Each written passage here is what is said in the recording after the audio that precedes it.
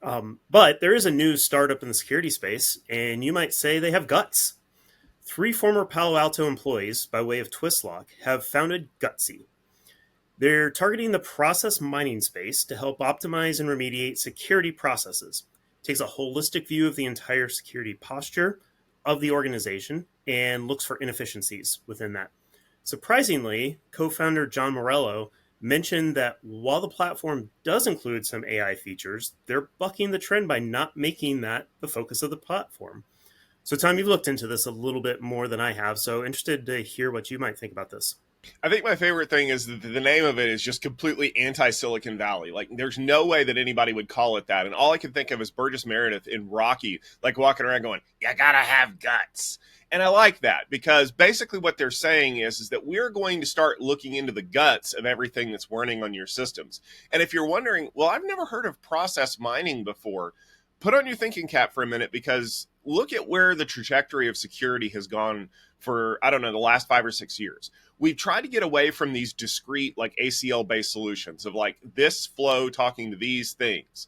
That's really hard to like manage, especially when those, ACLs have thousands of entries or something like that. And what we've been trying to focus on as security professionals is telling people, no, no, no, no. What you need to do is you need to focus on the methodology, the way that people do the work. So in the background, what you're doing is trying to say, rather than blocking discrete connections, we're going to have some kind of a policy in place that says, these users can talk to these solutions and figure out how to make that work. Well, that is better than ACLs. But eventually what happens is you get these policies that are layered on top of each other and they stop working efficiently. Just like you could have a potential where a line at the bottom of an ACL either blocks a line above it or worse, opens you up to bigger problems.